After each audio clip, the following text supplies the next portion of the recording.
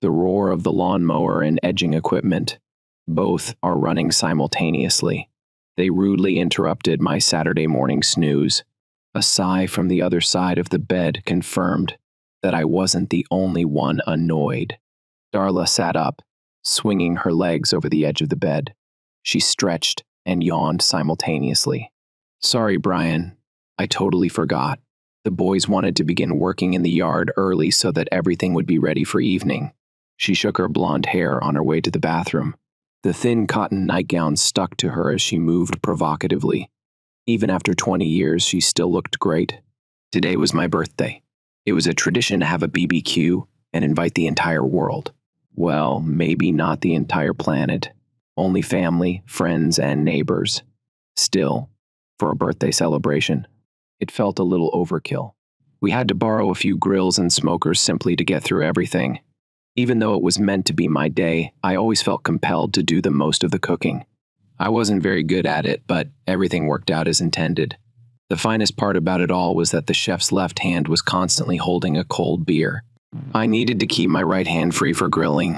Do you want your birthday present now, or do you want to wait until the evening? The shower is warm and ready.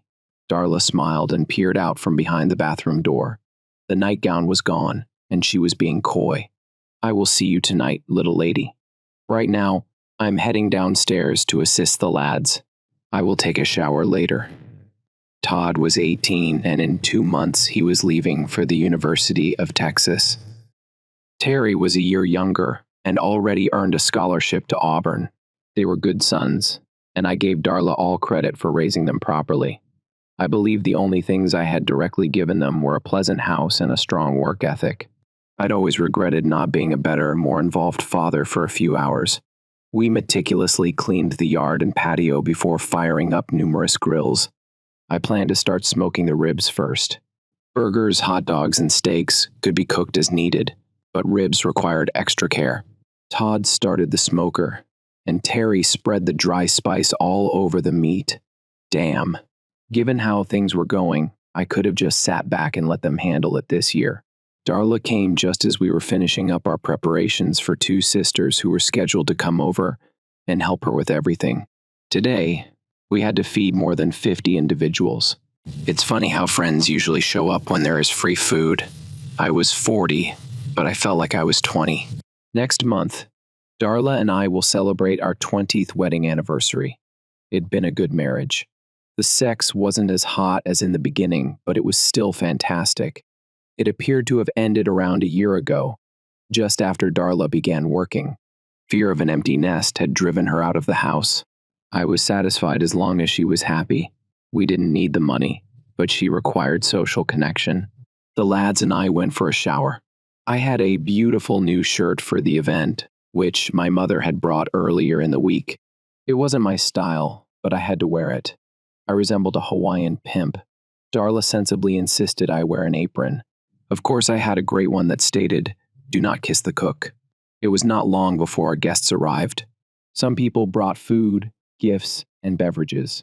The weather was gorgeous, and the day promised to be fantastic. Darla looked gorgeous and, as always, was an excellent hostess. She would turn 40 next year, but she could easily pass for 30. She'd kept her form and youthful appearance. I was looking forward to a few exotic excursions and vacations after the boys left the house. I observed as she flitted between the tables, ensuring that everything was flawless. The ideal wife and mother. What else could a man ask for? Finally, the enthusiastic audience tucked into the feast. Plates of food came and vanished across the yard in an instant. Most of the guests had brought their own patio furniture, making things considerably easier. Beer was in one tub, soda in another. I knew the cake was secure in the kitchen, awaiting its moment of glory. I had no idea where he was from, and I didn't recognize him. He was tall and had a dark blue jacket. He paused at the perimeter of the party area, leaned in, and spoke to one of the neighbors. She pointed at Darla. He thanked her and began going in our direction.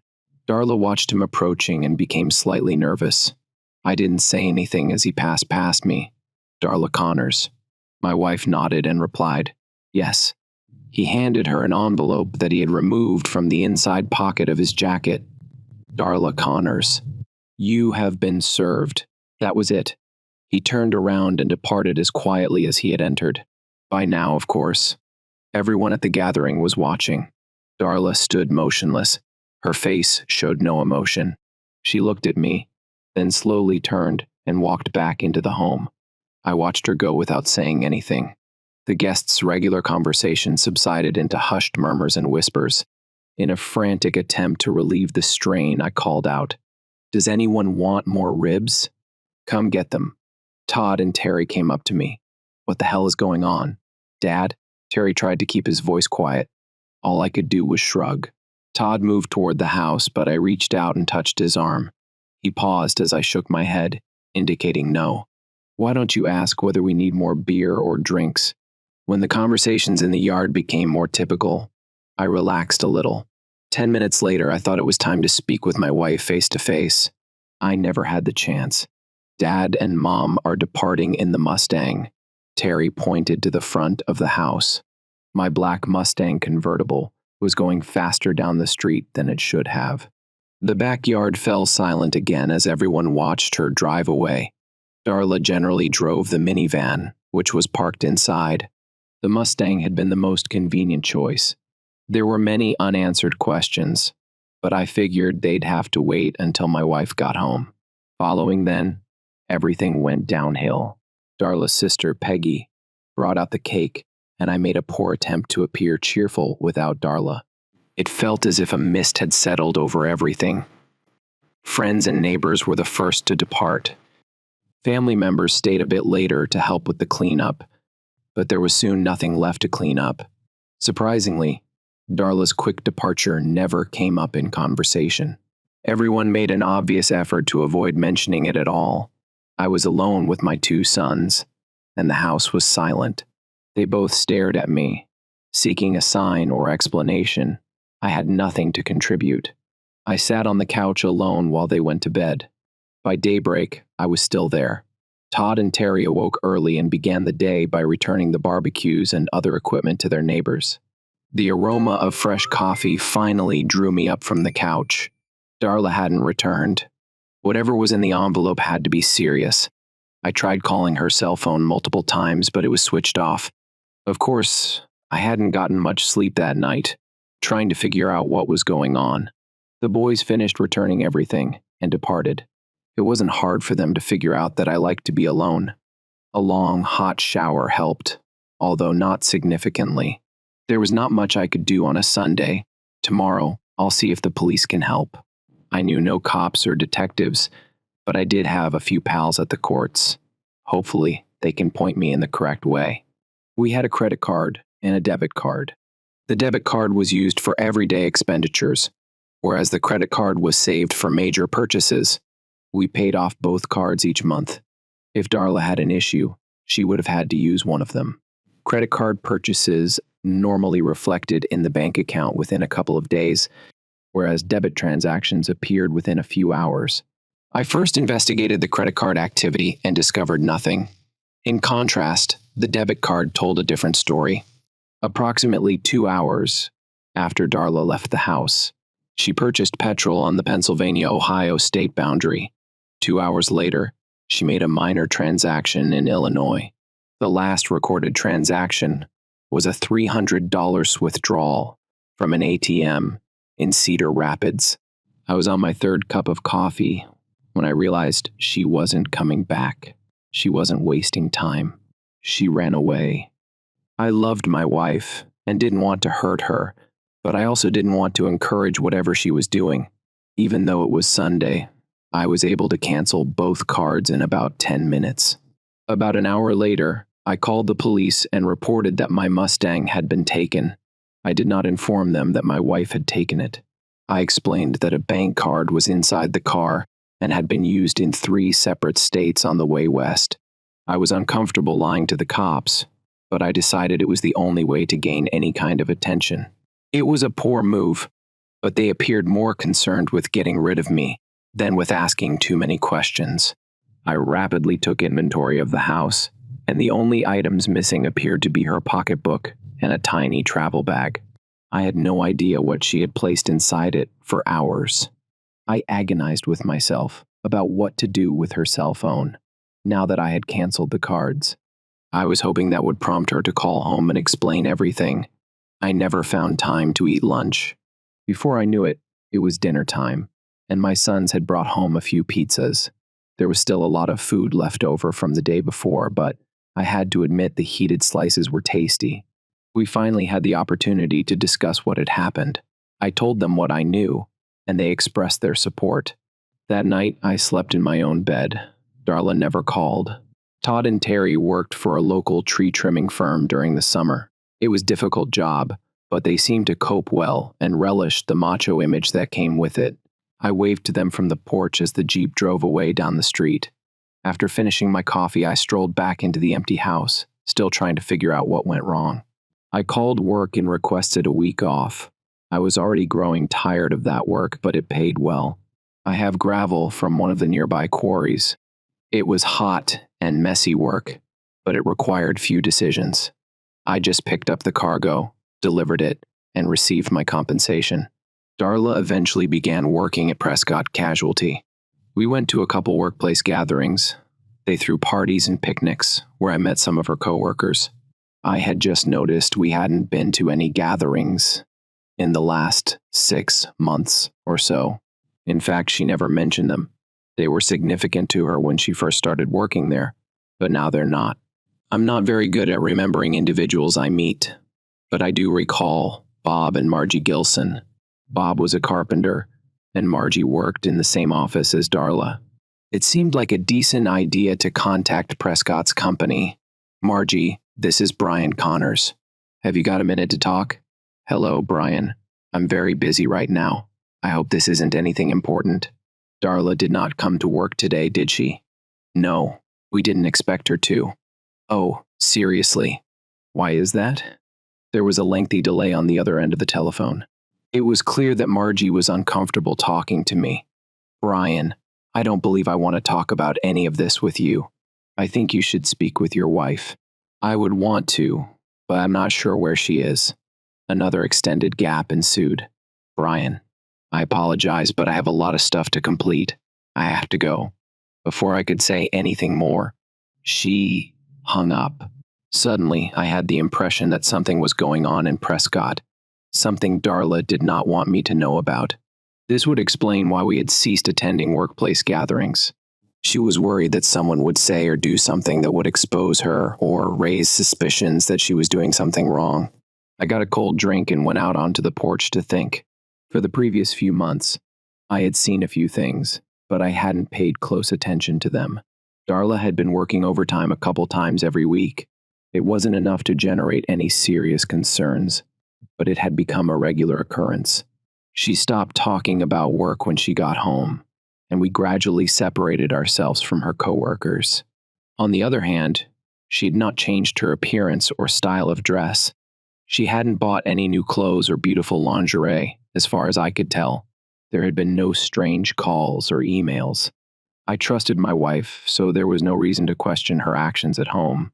She hadn't become a cold, aloof lady, and she hadn't denied me closeness. It was time to make some more phone calls. Donald Curry, an old school acquaintance of mine, worked at the courts. I wasn't sure what he worked there, but I knew it's something to do with computers. I explained my concern to him and agreed to meet with him when he got off work before leaving the house. I called Ron at Well Home Builders and discovered that Bob Gilson was working on a residential development nearby. I arranged to meet with him shortly after lunch.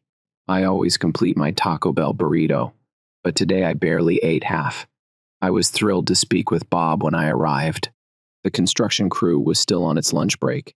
Bob grinned and approached my car. He seemed a lot friendlier than Margie. Brian, nice to see you. I assume you want to talk about Darla, Bob. I chatted with Margie this morning, and she refused to explain what was going on. You should tell me everything. Man to man. There's no BS. I liked Bob since he was a blue-collar worker like myself, but I knew if he attempted to string me along, I'd be furious. Brian, I normally don't pay much attention to Margie when she starts gossiping about work, but this is all I know. Darla has been seeing a married man from the office for about 6 months. They attempted to keep it a secret, but eventually everyone found out. Margie, like many of the other women, ceased talking to Darla after learning the truth. We missed seeing you at work gatherings, but we assumed Darla was purposefully keeping you away. That is it. I apologize. I can't do anything more for you. Do you know who this person is? No, I did not pay much attention. I can find out for you. Do not worry about it, Bob. I will manage it. That, to me, sums up the issue. There were no misunderstandings. I was just a dumb spouse who didn't know what was going on in his own home. 10 minutes later, I turned off her cell phone. She was now unable to phone home. I was on my way home when I received a call on my cell phone. Cedar Rapids police discovered the Mustang parked in a bus station lot. The car had been delivered to an impound yard, and I could retrieve it at any moment for a $300 fee. I stopped by the police station and was given a copy of the report. The only conclusion I could reach was that Darla had left the automobile and boarded a bus. I had no means of knowing where she had gone, so I guessed west. I wasn't sure if she knew anyone in that neighborhood. I went to the bank and closed all of our joint accounts, then started new ones in my name exclusively. I shifted the beneficiaries of my insurance policies to the boys. I arrived at the courthouse early and drank excessively before Donald arrived. Brian Darla was subpoenaed to testify at her divorce hearing today. Of course, she did not show up. Marcia Ridgway was divorcing her husband, Kelsey, on grounds of adultery. Mrs. Ridgway wanted Darla to testify that she was the woman with whom her husband had committed infidelity, so the divorce couldn't be finalized without her testimony. No, everything went exactly as expected. Mrs. Ridgway had images, videos, and recorded phone conversations to back up her claim. She didn't really need Darla's confession. I believe she was subpoenaed solely to put her in an uncomfortable situation. Looks like it worked. What is Darla's current status? The best I can say is that nobody cares anymore. She has nothing new to offer. At this point, it doesn't matter. Kelsey Ridgway more or less admitted to everything when his wife's attorney presented all of the evidence. The judge promptly approved the divorce. The final verdict will be released in 6 months. He is also facing charges of abusing child support monies. He had 3 children under the age of 10. He'll be paying for that mistake for a long time. Donald and I chatted for a while before he asked to go home to his family. I thanked him for his assistance and approached the bartender for a coffee. I was going to grab one of the red pickled eggs from the jar on the bar counter when I remembered the leftovers from the party. I drank a little too much, but I made it home safely. Considering the conditions, it was a foolish thing to do. I wrapped 6 ribs in foil and placed them in the oven while I had a shower. By the time I returned to the kitchen, all that remained was a mound of bones. Todd and Terry had arrived home and quickly started into the meat. They teased me a little before removing the second batch from the oven. Todd was excited about the entire Mustang situation. After a 20-minute conversation, I agreed to let both boys take the bus to Cedar Rapids and drive the car back home. I handed them $600 for expenses. Terry entered a note on the computer, allowing them to pick up the car and drive it home. He appeared to know what he was doing, so I remained silent and signed it. The next morning, we all ate breakfast, and I drove them to the bus terminal. I chuckled slightly as they boarded the bus. They had no concept what it would be like to travel by Greyhound for 2 days. It was supposed to be an excellent life lesson. I called the Cedar Rapids Police Department to inform them that my sons were arriving. They told me that there would be no issues. There was still one thing I needed to take care of. It didn't take me long to locate Kelsey Ridgway's office. As soon as Margie noticed me, she rushed for her phone.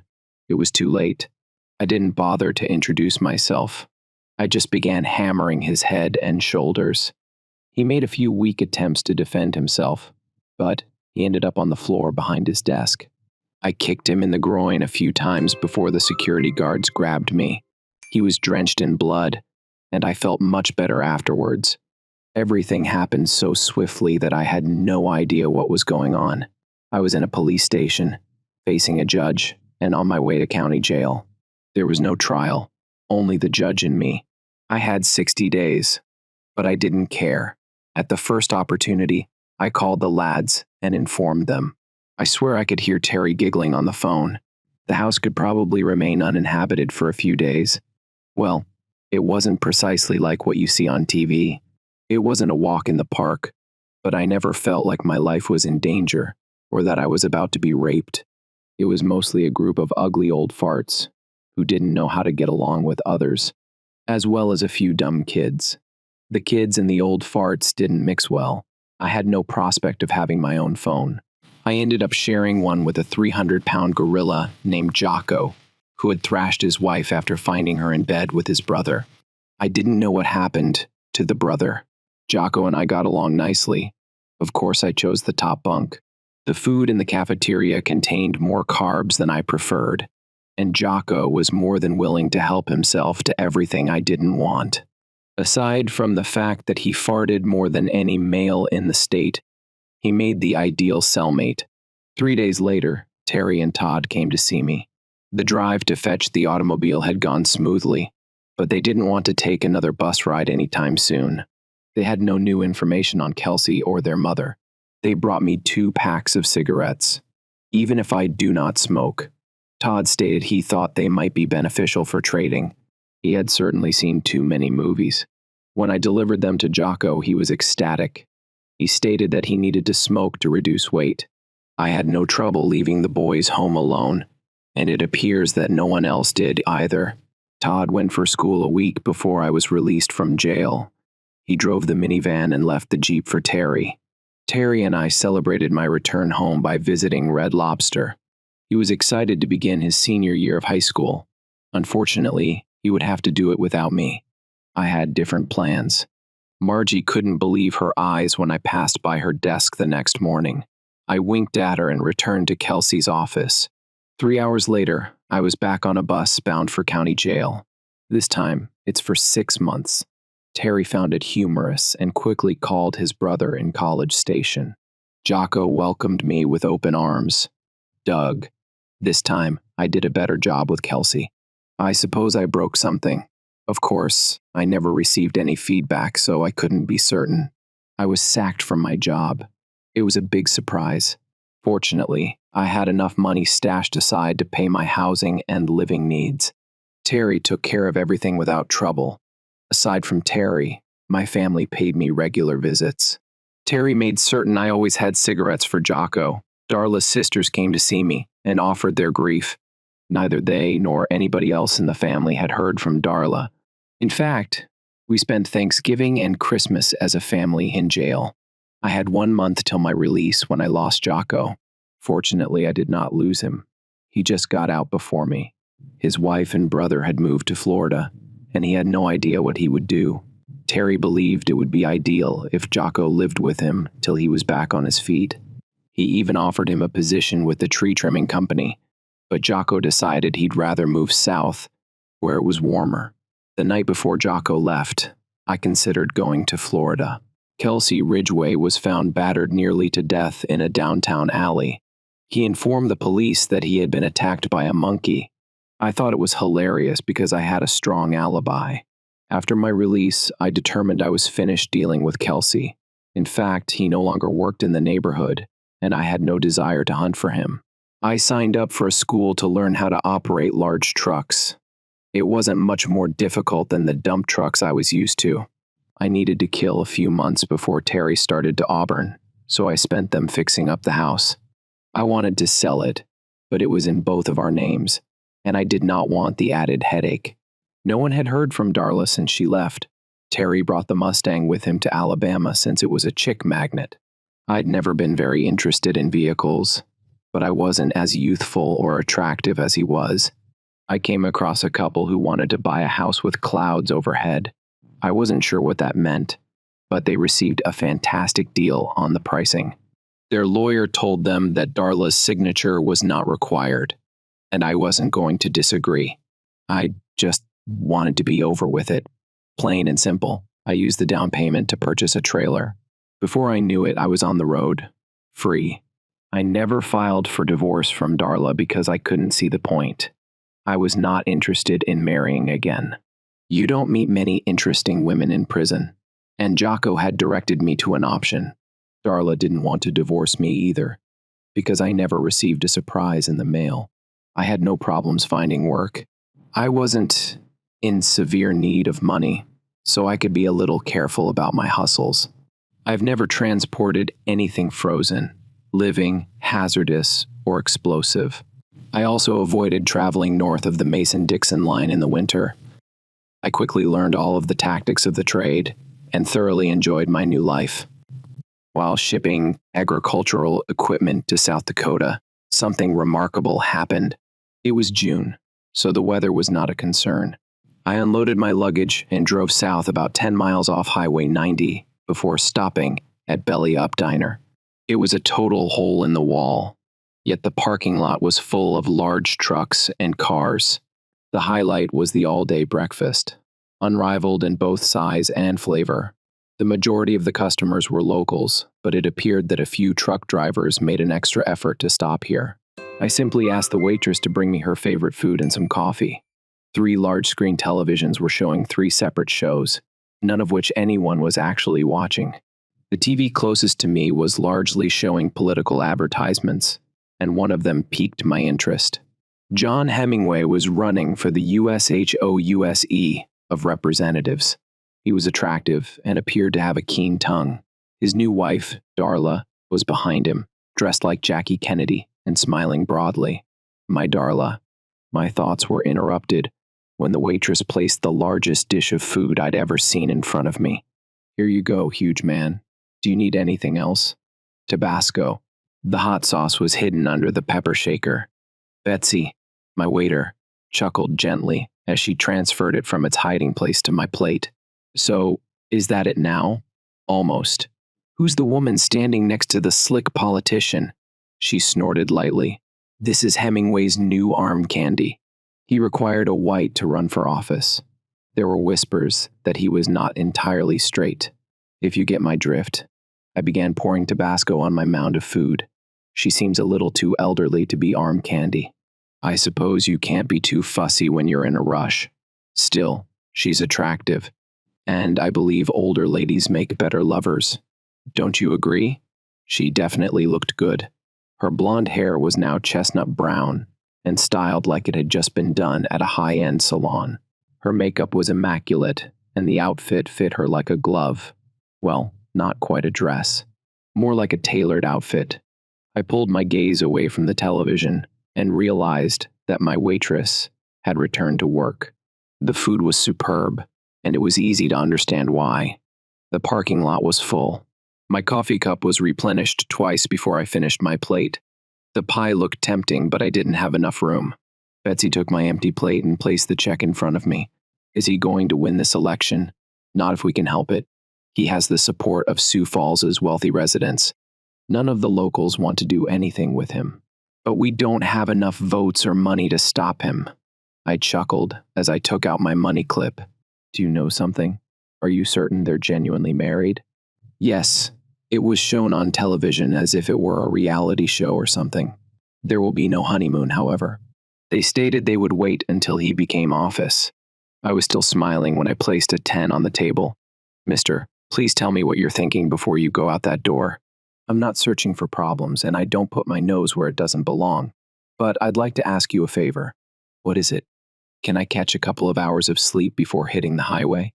Not an issue. But keep an eye out for those homemakers. They occasionally creep around here. Nasty, nasty creatures. I nodded in appreciation and walked out the door, still smiling. Betsy stared through the window as I got into my pickup. I had just begun to get some well-deserved sleep when a knock on the door jolted me awake. At first, I disregarded it, but it persisted. Go away. I was assured I could park here for several hours. Whoever it was refused to go, so I was forced to open the door. Betsy stated, I need to talk to you. Have you got a few minutes? It was gloomy and rainy. All I could see was a tough-looking woman wearing a poncho. I have not breached any laws. Leave me alone. Just give me 10 minutes.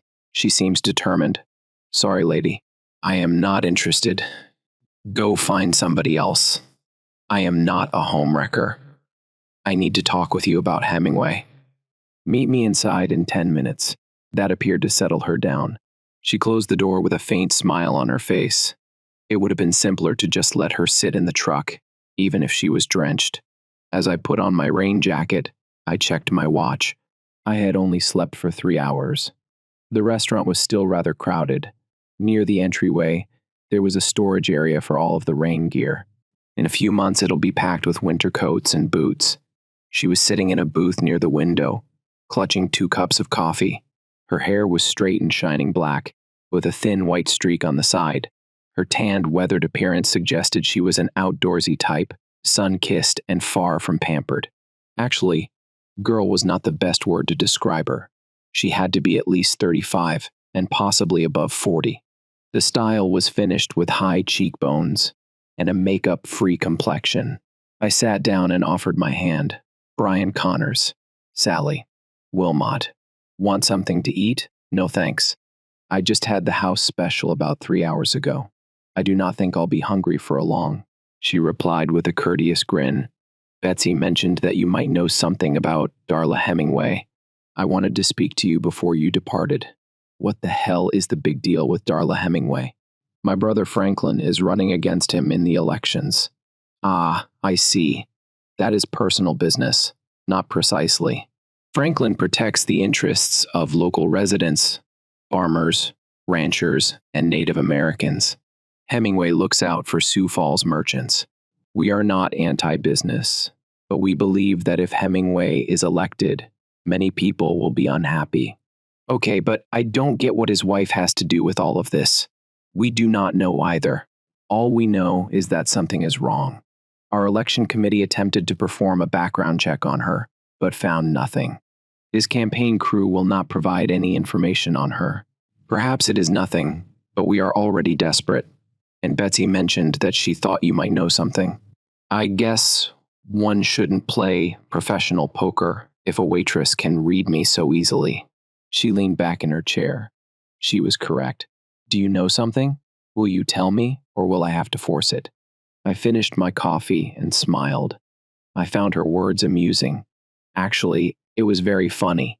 I leaned forward while waving my empty cup at Betsy. I believe I favor the second choice. I have no idea why I said that. It was not in my nature to be witty or make suggestive comments. Perhaps it was because I admired her attitude. She was confident and forthright. I got the idea that she understood exactly what she wanted and how to get it. Betsy finished pouring, and Sally Wilmot looked at me carefully. Sorry. That was impolite and inappropriate of me to say. I will answer any inquiries you have.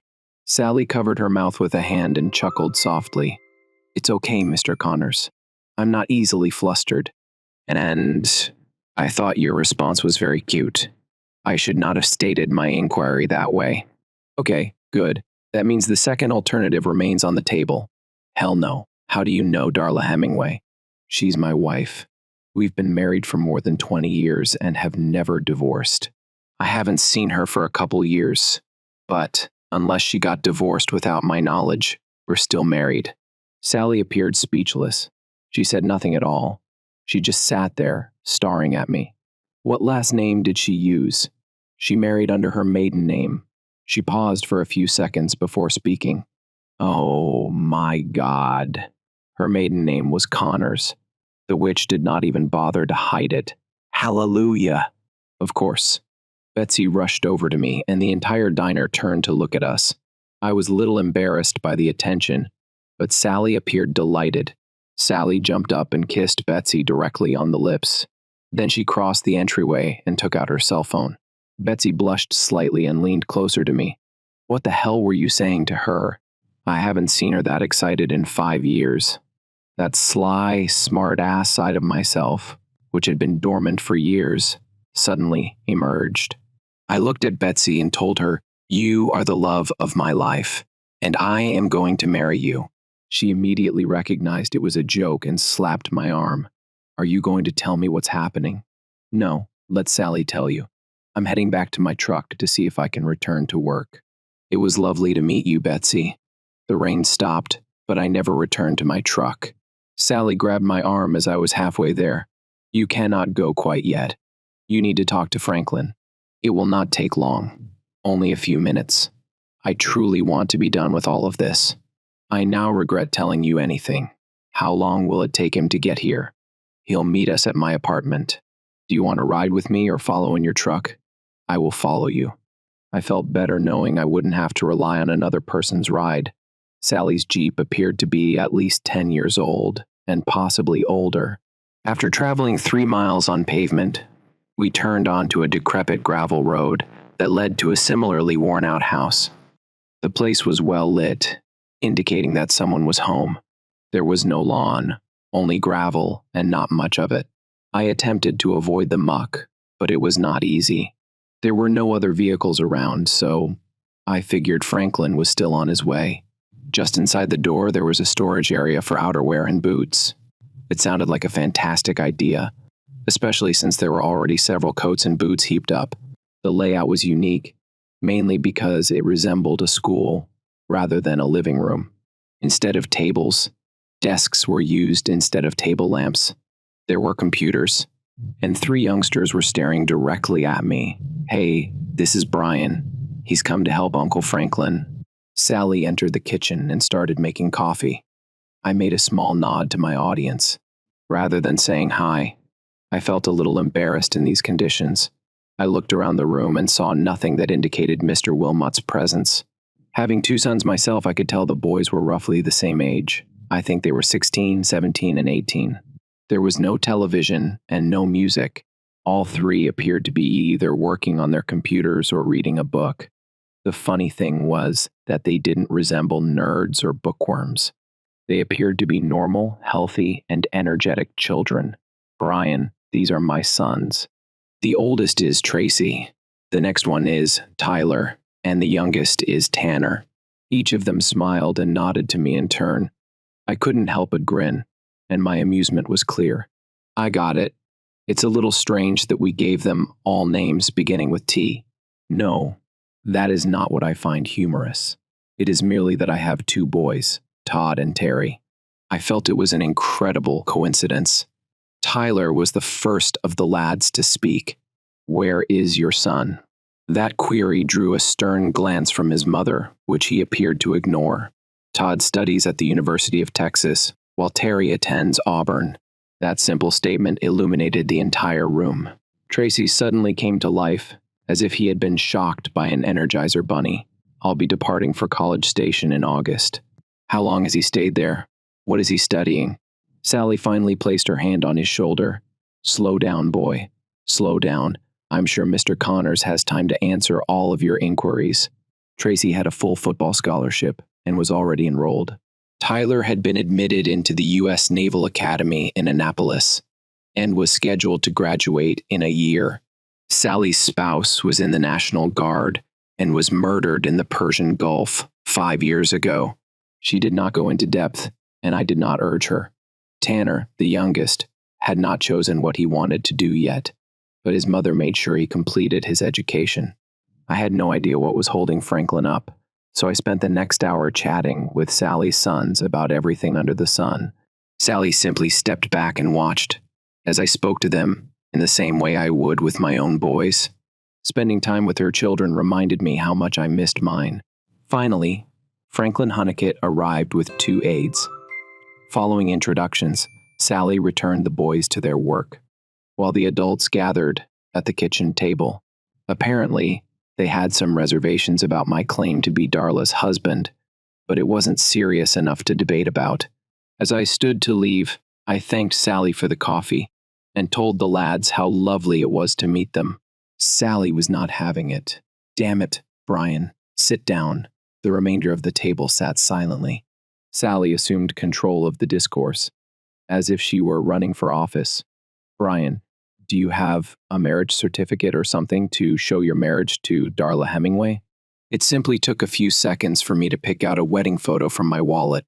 She was older now, and her hair was altered, yet she was still easily identifiable as Darla. I noticed one of Franklin's aides with a laptop open in front of him. Access the Berks County. Pennsylvania archives. You should be able to view marriage records from 1960 to 1990. Just type my name. Brian William Connors. Sally offered me a fresh cup of coffee and a small smile. She appeared glad that I had not abandoned aid. Number 1 pointed the laptop screen at Franklin. August 17, 1979. Right. Franklin seems a little more intrigued now. I nodded and sipped my new coffee. Good luck finding any evidence of a divorce. As far as I know, and as far as everyone else knows, I am still married. Feel free to investigate as much as you like. It makes no difference to me. The conversation was starting to drag and become dull. This time, no one prevented me from standing up. Do you mind if I stop over for a few minutes before heading out? Not at all. Sally led me to the door. I looked back to say farewell to Franklin and his team, but they were now engrossed in whatever it is politicians do. As I left, each of the boys gave me a brief wave or nod. An hour later, I heard Franklin and his group drive off. I thought I was finally ready to sleep until I heard another knock on the door. Sally got into the cab, still wearing her flannel nightgown. She held a finger to her lips, indicating that she did not want me to speak. We were far enough away from the home that the boys couldn't hear anything, but I believe she simply didn't want to speak. She accompanied me in the sleeper cab for at least an hour. It was passionate, warm, and a touch embarrassing. Truck sleepers are ideal for sleeping, but not much else. I did my best given the circumstances. She departed as gently as she had entered. Not one word was spoken. The sun was already rising when the hammering on my door resumed. Tanner called me in for breakfast. Fortunately, boys and men enjoy the same kind of cuisine, and Sally understood how to prepare it. I spent another hour conversing with the guys and felt fully relaxed. So much so that I asked Sally if I might have a warm shower before leaving. An hour later, I was on the road, although only for a short time. Before I even got to the interstate, the local sheriff pulled me over. It seems like Mr. Hunnicutt needed to speak with me again. I followed the patrol car back to the belly, where Franklin waited. He was eating breakfast and encouraged me to join him. Betsy handed me a coffee and used the opportunity to give me a flirtatious wink. Apparently, she and Sally were closer than I had believed. Franklin's legal advisors seemed to want me to stay. I tried to use the old-timer's money, excuse to get out of it, but he simply smiled and continued eating. It would have been simple to agree to anything and then take off, but I thought I might want to stay for a few more days. Especially after yesterday night, the politician paid for a motel room and meals, but it was the most he could do.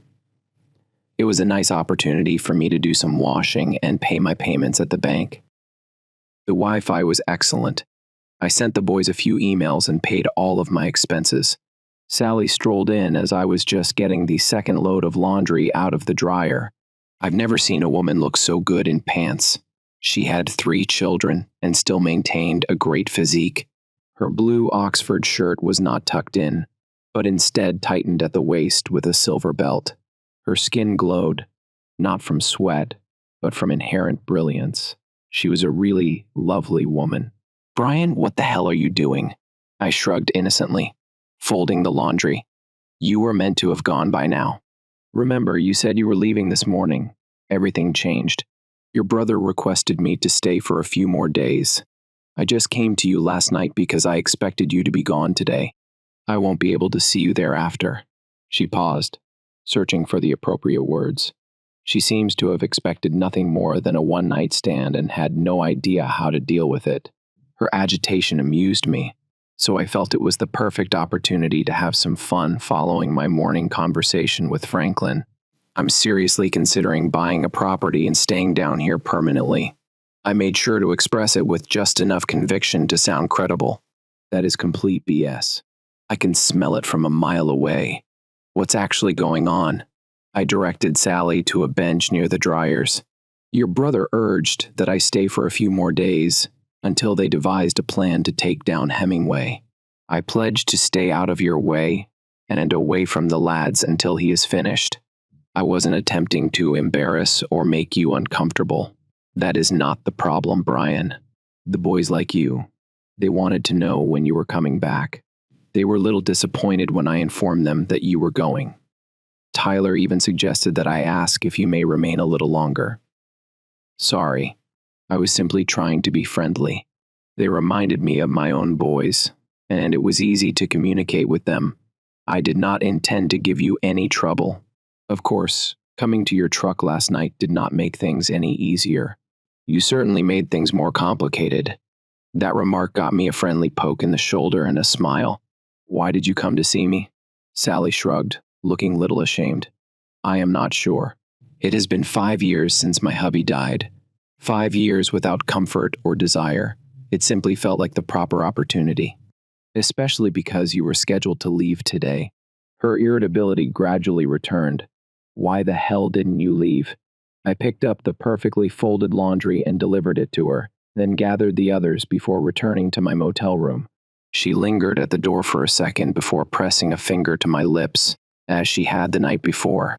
Her bashful smile transformed into a big grin as she closed the door behind her. It's much simpler to make love to a woman in a nice bed, but what I really enjoyed was the shower. We continued to move on, even after the hot water ran out. Before departing, she made me pledge to meet her for supper at 6 p.m. How could I refuse? I was ready. Hell, I had already showered twice today. Dinners at Sally's had become a regular occurrence, and Betsy had become my most loyal buddy. She and Sally had been friends since childhood. With much enthusiasm, Betsy informed me about their childhood activities and the lads they used to lead. Conversations about Sally's marriage, on the other hand, were more darker and more serious, but they helped me grasp who Sally was and why I wanted to know her more. I had no intention of staying in South Dakota, but the longer I was here, the more I wanted to stay. By the conclusion of the first week, all of the lads wore Texas A&M t-shirts and Auburn sports jerseys. Sally retained one of the Auburn t-shirts for herself. It was already too huge for Tanner. I did not pay much attention to political debates. Franklin and his team appeared to be doing well without me. The press had discovered Darla's dark past and began to exaggerate it. Hemingway's supporters attempted in vain to dismiss it. The more they refused and dismissed it, the worse it became. His popularity started to decline. I had never intervened in anything until one morning, when someone unexpectedly arrived at my motel. The woman standing at my door was tall, blonde, and straight as a rod. I was still wearing only my underpants, but I allowed her in regardless. She avoided my sight as I pulled on my jeans, but I was watching her every move. She donned a dark suit, a white top, and black low-heeled shoes. She was clearly a professional. I wanted a cup of coffee, but instead I forced myself to sit at the little table that came standard with every American motel room. My name is Mary Beth Steinmetz. I work as an attorney for the Levitt brothers in Sioux Falls. I suppose you are Brian William Connors. She knew my middle name. That was not good. Excuse me for a second. I stood up and entered the bathroom. Even when I closed the door, the sound of water striking the toilet was audible. I had intended to wait a while, but I felt this arrogant woman deserved a little punishment. Less than a minute later, I returned to the table. Was it necessary? No. But by your tone, I can tell we'll be here for a while. Sorry, I was only trying to be professional. You missed the mark. What the hell do you want?